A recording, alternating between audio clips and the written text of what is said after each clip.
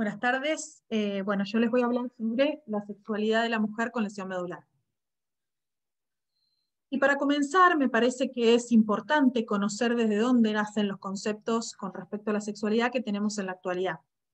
Porque estamos hablando de un tema que ha permanecido en las sombras durante muchísimo tiempo. Y recién en el año 1919 aparece el primer instituto de sexología que se fundó en la Universidad de Humboldt en Berlín.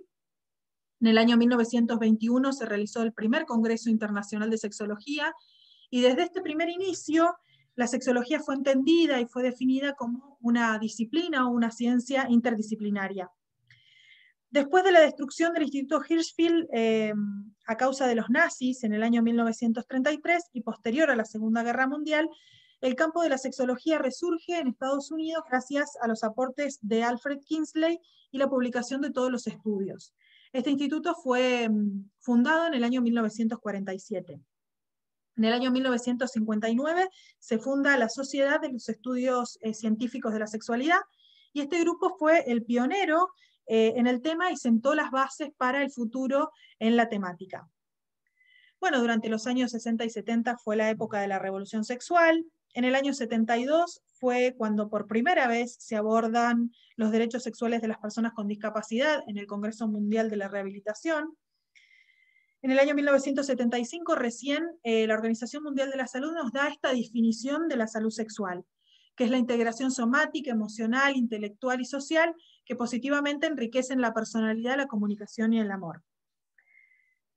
Casi 3 décadas después, la declaración aprobada por la Asamblea General de la Asociación Mundial de Sexología en el 14º Congreso Mundial de Sexología, que se hizo en el año 99, empieza a reconocer a los derechos sexuales de las personas con discapacidad como estos derechos universales basados en la libertad, la dignidad y la igualdad inherentes a todos los seres humanos. Y justamente se postula que la persona con discapacidad es un sujeto de derechos, fundamentalmente con el derecho natural e inherente a toda persona de vivir y expresar y disfrutar esta sexualidad de la manera y la forma en la que lo desee. Este concepto fue evolucionando hasta que contemporáneamente pensamos que la sexualidad es una dimensión global que mediatiza la totalidad del ser humano y es independiente de la dotación intelectual o de las habilidades motoras que tenga.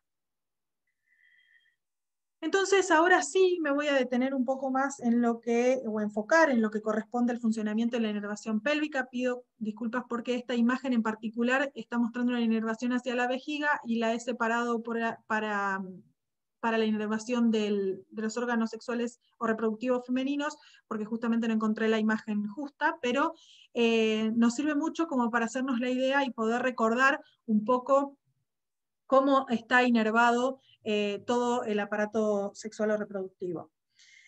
Sabemos que el nervio pélvico provee la inervación aferente a la vagina, el cérvix y el recto.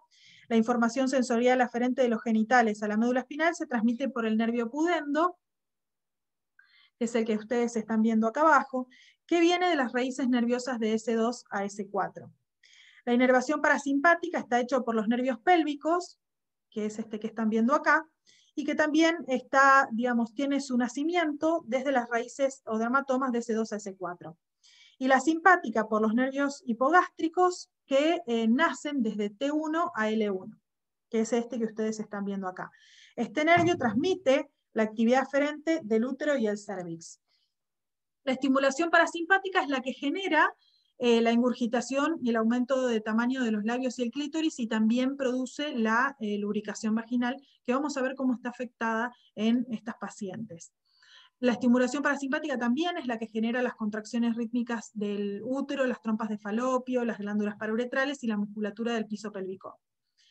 En aquellas mujeres que tienen una sensibilidad conservada desde T11 a L2, está asociado a una vasocongestión genital psicogénica, que es lo que conocemos como excitación psicogénica. La excitación genital refleja se ha asociado a una función refleja normal, principalmente en la zona de dermatomas de S2 a S4. En aquellas mujeres que presentan lesiones por encima de T6, sí se puede producir esta excitación psicogénica que les estaba comentando, pero no presentan una congestión vaginal. Como les comentaba, la lubricación vaginal se ha informado que está afectada en las pacientes con lesión medular y 1 de cada 4 mujeres presentan una disminución de la lubricación. En un estudio realizado en 87 mujeres, se encontró que el 48,3% reportaba tener una buena lubricación vaginal durante la estimulación sexual. El 27,6% reportó tener una lubricación inadecuada y el 24,1% no estaban seguras.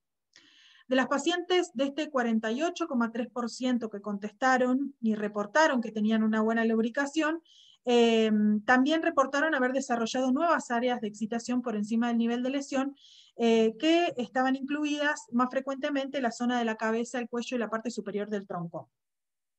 Hay algunas investigaciones que han hipotetizado que el nervio vago puede servir como vías sensoriales genitales y bypassear, entre comillas, a la médula espinal y transmitir la actividad aferente vaginocervical que puede llevar al orgasmo.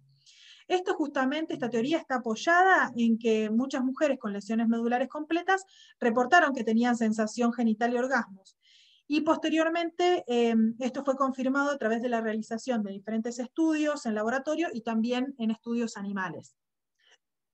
Si bien esta problemática es una problemática fácil de solucionar porque se pueden prescribir geles lubricantes, es importante que la prescripción sea de geles lubricantes hidrófilos que no tengan perfume y que tampoco tengan petróleo, y que también tenemos que hacer evaluaciones frecuentes de la piel de la mujer porque tienen sensaciones alteradas y a veces pueden presentar lesiones en la piel y no darse cuenta justamente por esta falta de sensibilidad.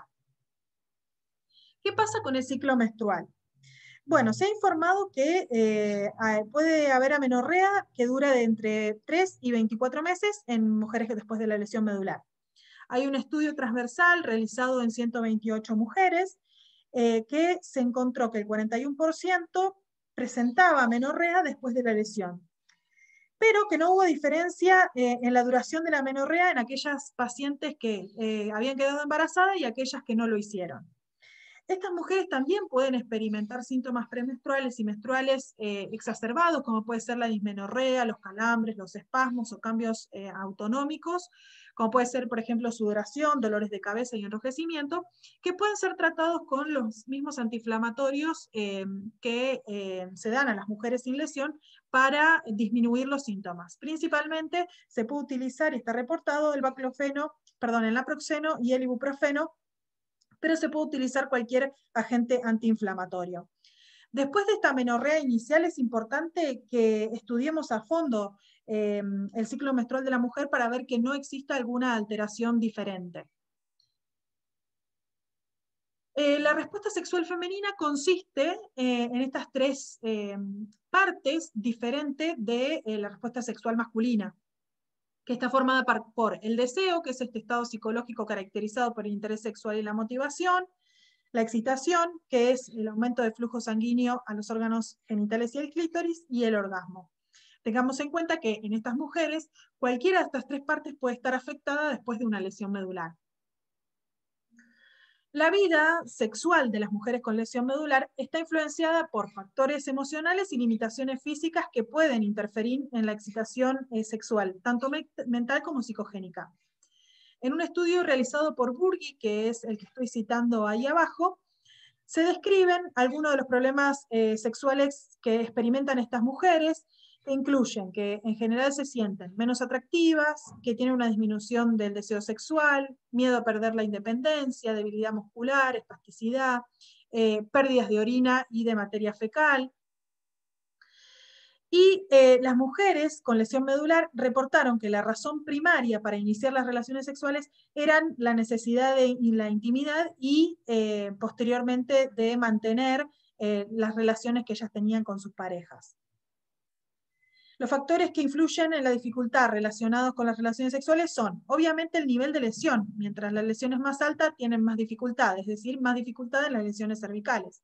La espasticidad severa, el dolor, la disreflexia autonómica. A pesar de estas limitaciones, más del 50% de las lesionadas medulares reportaron haber tenido relaciones sexuales semanales en este estudio que les estoy mostrando ahí abajo. En un estudio multicéntrico de casos y controles con 545 mujeres, mostraron que el 80% reiniciaba su vida sexual después de la lesión. Las razones por las que aquellas mujeres no querían o no podían reiniciar las relaciones sexuales eran o por problemas físicos, similar a lo que estaba contando previamente, como la disminución de la movilidad, los problemas de posicionamiento, las pérdidas, el miedo a las pérdidas de orina y fecales, la disminución del deseo sexual, la baja autoestima y sentirse poca atractiva. En este estudio, tanto los grupos control y el grupo con lesión medular reportaron que el reiniciar o iniciar las relaciones sexuales principalmente tenían que ver con la intimidad más que con el sexo en sí mismo. Cuando hablamos de orgasmo, hay varios estudios relacionados al tema. En este caso puse esta referencia porque la doctora Markalí Alexander es una gran referente y de hecho una de las investigadoras con respecto a la sexualidad y la lesión medular que más ha producido en los últimos años. Bueno, en su estudio ya demostró de 1.544 mujeres, 1.168 sexualmente activas, 654 informaron que eran orgásmicas. El 42% de todas las mujeres, frente al 56% de las mujeres sexualmente activas, informaron tener orgasmos. Hay otros estudios, como por ejemplo uno realizado con 87 mujeres con lesión medular, en las que el 41% tenían sensibilidad genital, el 74% reportó dificultad para excitarse sexualmente. Entonces, tenemos que tener en cuenta que la sexualidad es una parte fundamental de la personalidad. Los médicos o los profesionales que estamos atendiendo este punto tenemos que hacer un cambio del enfoque, desde la enfermedad hacia la promoción de la salud y el bienestar. Es importante tener una historia clínica de esa persona. No solamente la historia clínica de las condiciones premórbidas que puede tener, sino también una historia clínica de su sexualidad. No es lo mismo si la persona ha tenido relaciones sexuales previo a la lesión o no la ha tenido, si la lesión ha sido en el periodo de la pubertad, en qué momento se ha producido, en qué contexto, qué historia tiene, digamos, su sexualidad y su componente general y su componente familiar en esa historia. Por supuesto que el examen físico y neurológico es fundamental. Tenemos que hacer hincapié en esta palabra que tiene que ser nuestra premisa y nuestra guía, que es la educación. La educación hacia la persona con lesión medular, hacia su entorno familiar y hacia nuestros pares, para transmitir la información en forma correcta. Por supuesto que todas las cosas que hagamos y todos los programas y las intervenciones que hagamos tienen que tener un seguimiento, y en el caso en que nosotros no nos sintamos capacitados para poder abordar este tema, es importante derivar el caso en cada caso de acuerdo a la necesidad y si lo consideramos de esa forma necesario. Importantísimo despojarnos de nuestros propios mitos y prejuicios para hablar de este tema. Es importante propiciar un diálogo abierto para hablar sobre la salud sexual. Muchos de estos pacientes refieren en diferentes estudios que los médicos no se sienten confiados, y justamente los médicos también son los que dicen, bueno, tengo malestar o no me gusta hablar de este tema porque siento vergüenza o porque no me siento preparado, porque tengo limitaciones del tiempo. Muchas veces nuestras consultas son muy cortas y este es un tema para justamente hablarlo con el tiempo que se requiere y se necesita. Dentro de las condiciones premórbidas, no solamente hablar de las disfunciones y buscar aquellas condiciones y antecedentes patológicos que pueda tener en relación con lo orgánico, sino también esta historia biográfica de quiénes son, cómo se relacionaron, quiénes son sus parejas, quiénes son sus familias, en qué entorno cultural se han desarrollado. No olvidarnos sobre la identidad y el género, muchas veces los pacientes refieren que se sienten juzgados por el médico porque a veces caemos en el error de, si un paciente es varón, preguntar por su pareja mujer o viceversa, decir, bueno, tu novia o tu novio, y en realidad lo que tenemos que hacer es hablar de pareja para que esa persona no se sienta juzgada y pueda ser libre de poder comentarnos el tema como corresponde. Existen condicionamientos culturales, obviamente. Existen condiciones preexistentes que tenemos que tener en cuenta, por ejemplo, si la persona tiene dolor crónico, si tenía depresión, si es una mujer que ya había entrado en la menopausia, si sufría dispareunia antes de la lesión, y también si tienen otro tipo de enfermedades preexistentes, como pueden ser hipertensión, diabetes y demás. También es importante recabar la información con respecto a la medicación. Nuestras pacientes a veces suelen ser polimedicadas y muchas de las medicaciones que le damos suelen tener efectos adversos sobre la libido, sobre el funcionamiento sexual, como por ejemplo son los inhibidores de la recaptación de la serotonina, el baclofeno, algunos betabloqueantes. Y entonces, volviendo a nuestro examen neurológico, que es fundamental hacerlo, hay algunos dermatomas en los cuales tenemos que prestar más atención cuando hablamos de la parte de sexualidad. Debido a la importancia de la sensación preservada de los segmentos T11 a L2 en predecir la excitación psicogénica y la preservación de los dermatomas de S2 a S5 para predecir la excitación genital y el orgasmo, recomendamos específicamente que se evalúen y se dé un poco más de atención a estos dermatomas cuando estamos haciendo la evaluación de Insky o la evaluación de Asia. Las mujeres que tienen un reflejo vulvocavernoso intacto o el reflejo anal pueden experimentar orgasmos, y las mujeres que no tienen sensibilidad a la altura de los dermatomas de S2 a S5 o no tienen el reflejo vulvocavernoso o anal conservado, no pueden experimentar orgasmos.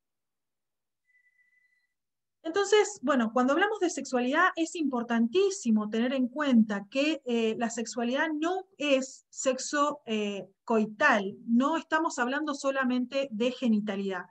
Este es un concepto que tenemos que tener claro independientemente de nuestra profesión o de la disciplina en la que venimos. La sexualidad es este impulso vital esencial para el desarrollo y ajuste de la personalidad. La tenemos absolutamente todos los seres vivos, y justamente tener un buen ejercicio valoriza a la persona y aumenta la autoestima. No se pierde por tener ningún tipo de lesión, ni tener una lesión medular, por ejemplo, en este caso en particular que estamos hablando de las mujeres con lesión medular. Entonces, cuando planteamos un proyecto o un planteamiento de problemas de cuando llega la mujer con lesión medular a nuestro consultorio, a nuestra consulta, para hablar de la sexualidad, tenemos que plantearnos dentro de nuestro plan de tratamiento, nuestro plan de rehabilitación, el tema de la sexualidad.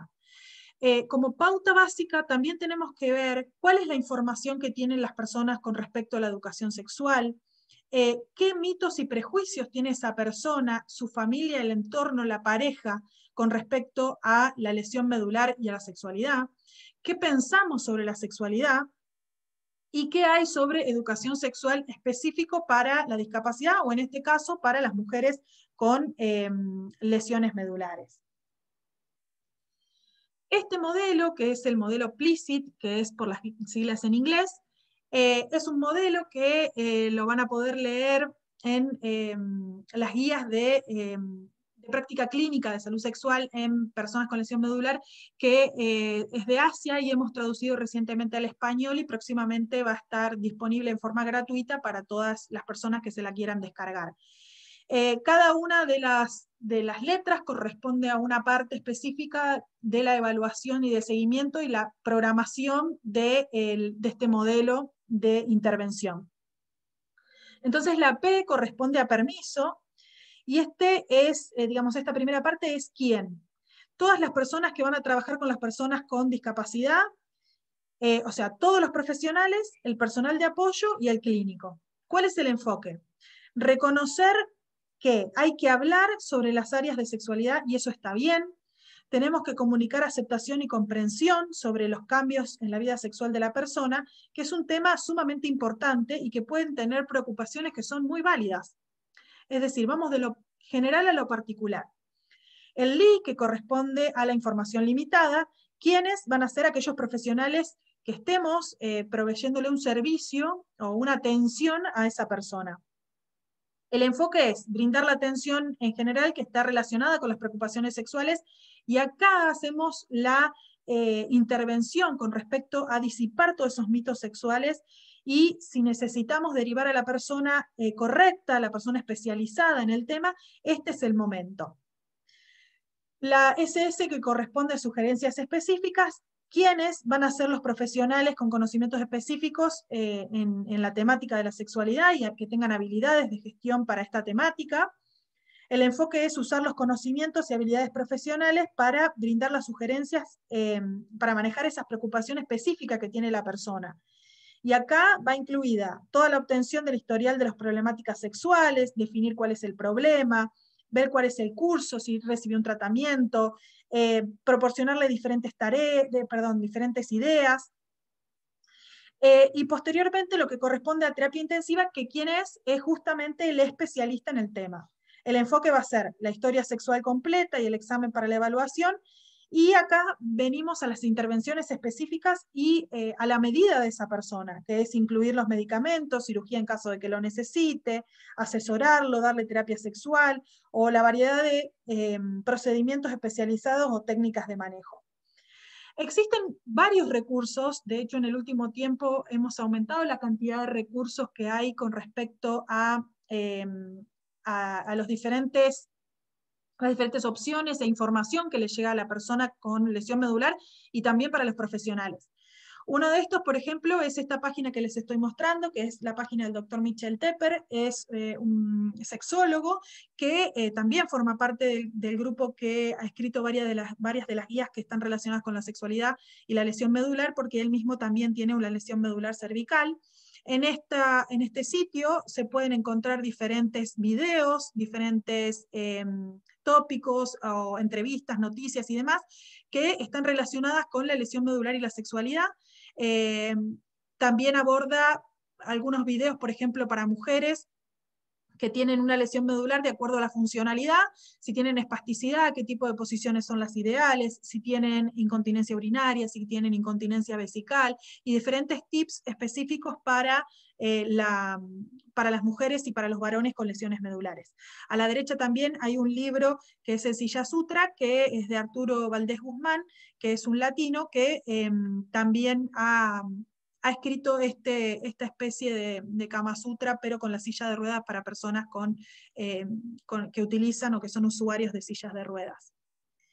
Hace un poquito tiempo, un grupo de profesionales de toda América Latina, con diferentes especialidades y diferentes disciplinas, nos hemos unido en hacer esta guía accesible. No es específica para personas con lesión medular, sino con todo tipo de discapacidad, pero es un acercamiento en el cual intervenimos profesionales de la salud y profesionales de la educación, kinesiólogos, terapistas ocupacionales, y que intentamos hacer una adaptación para todos los tipos de discapacidad. Les voy a mostrar específicamente las que tienen que ver con las adaptaciones para las mujeres con lesiones medulares o disminución de la movilidad, que esta guía es de distribución gratuita. Por ejemplo, este guante sensitivo que fue realizado por el grupo de las terapistas ocupacionales, que es para las mujeres con baja motricidad, que pueden explorar su sensibilidad. Del otro lado tiene estos flecos del dorso, y del otro lado tiene, por ejemplo, la bala vibratoria, que puede servir como estimulación genital. También diferentes adaptaciones para los vibradores o para los consoladores. Todo esto está hecho en forma creativa, está hecho de acuerdo a las características de las personas con discapacidad con las que estamos trabajando. Entonces, cada uno de ustedes también puede ponerse creativo en la realización y adaptación de todos estos implementos para las mujeres con lesiones medulares. También existe esta guía que también hemos traducido al español, la original es en inglés, de la doctora Marcalí Alexander, que es una guía para las personas con lesión medular. También está disponible cada 3 meses para poder ser descargada en forma gratuita, y es una muy buena herramienta para poder dárselas a nuestros pacientes y que puedan entender un poco el funcionamiento, qué es lo que pasa y qué opciones tienen dentro de su lesión medular. También hemos traducido al español recientemente y pronto va a estar disponible también en forma gratuita y para la distribución y para todos ustedes, que es la guía para médicos de atención primaria sobre salud sexual en personas con lesión medular de Asia, que ya tenemos la versión en español. Dentro de este artículo o este capítulo Existe referencia a este catálogo que ustedes ven arriba, que se llama Pleasure Able, que también es de descarga gratuita. No tenemos la versión en español, pero sí tiene gráficos y, que son muy explícitos, son fáciles de leer y demás, que también se pueden utilizar como herramienta para nuestros pacientes con lesión medular. También tenemos que hablar de anticonceptivos, porque muchas veces aparece, o sea, cuando aparece esta amenorrea, las mujeres pueden pensar que pueden no quedar embarazadas, y este es un tema importante para hablar. Y la recomendación del anticonceptivo que le demos justamente tiene que estar enfocada y tiene que estar específica para las características de cada mujer.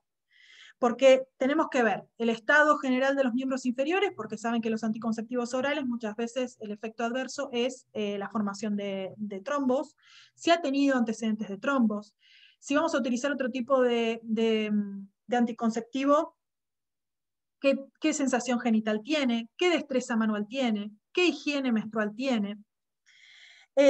Tengamos en cuenta que las píldoras anticonceptivas orales y las preparaciones hormonales se tienen que evitar dentro del primer año de la lesión medular.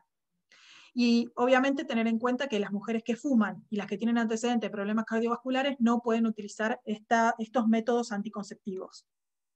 Las preparaciones con progesterona son las que en general tienen un menor riesgo para trombosis.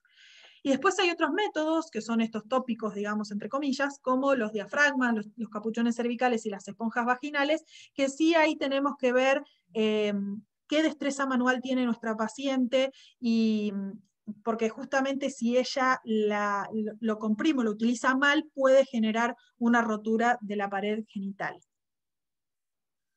Entonces, cuando generamos nuestro programa del abordaje de la sexualidad en las mujeres con lesión medular, como premisa fundamental es educar, habilitar y rehabilitar la sexualidad.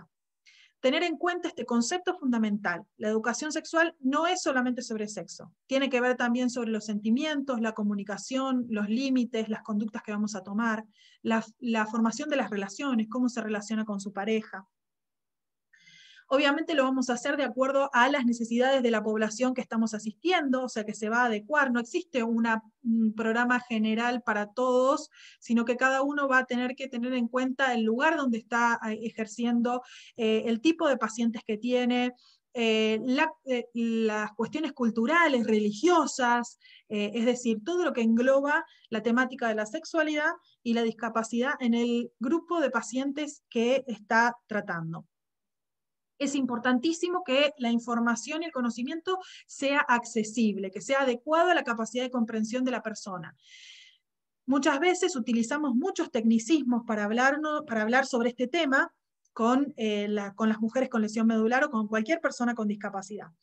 Una buena técnica es que cuando nosotros queremos transmitirle algún concepto que sea claro para ellos o ellas, podemos pedirles que nos vuelvan a transmitir con sus propias palabras qué es lo que entendieron de lo que nosotros dijimos.